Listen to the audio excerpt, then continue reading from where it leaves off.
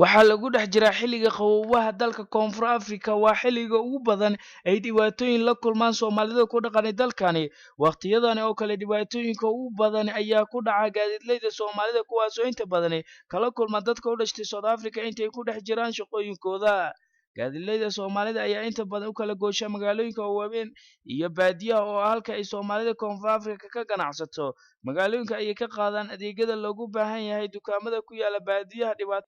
dhibaatada ay la kulmaan inta ay ku dhex jiraan howlahooda shaqo waxaa ka mid ah in laga qaato gaariga ay wataan iyo in jirdil loo geysto marka qaarna ay iska dhacdaba in naftooda ay ku waayaan gaadiidleyda ayaa inta badan ku tilmaama dhibaatooyinka in ay saldhig u tahay dadka koonfur afrikaanka oo xilliyadani qaboobaha aysan hayn wax shaqo ah oo isku dayaya in ay iyaga ka dhacaan waxa agab ay sidaan si ay ugu helaan wax ay ku noolaadaan inta ay ku dhex jiraan qaboobaha iyo tuugo cadaysatay dhibaataynta soomaalida qaxootiga ku ah dalkani koonfur afrika waxay kaloo sheegeen in ganacsato South African oo ka hinaasan ganacsiga soomaalida oo isku dayaya sidii ay ugu xayiri lahaayeen ganacsatada soomaalida inay gaarto alaabaha ay sidaan intaas ayay ku tilmaameen inay saldhig u tahay dhibaatooyinka loo geystay xilliyadani saaki aroortii hore aniga ka dhaqaaqay xafiis wareedka Royal 24 magaalada Johannesburg si aan ugu guurgalo dhibaatooyinka heysta ayaan waxaan gaaray halka ay ka baxaan gaadiidleyda ahayd meel aad u mashquulsan oo laga raray gaadiid fara badan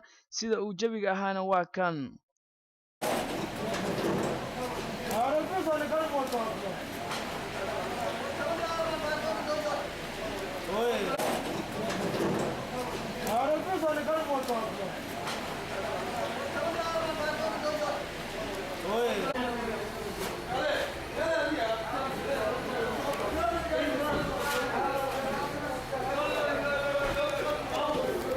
gaadiidleyda ayaa wax ka weydiiyay dhibaatooyinka heysta iyo waxyaalihii ugu dambeeyay ee ku dhaca waa kuwan iyagoo ka sheekeynaya qaar ka mid ah gaadiidleyda waxaa ka mid ah xilliga cimilada markii saacan oo kaleeto hawada ay xunta maaragta oo qaboobaha zaa'idka u jiro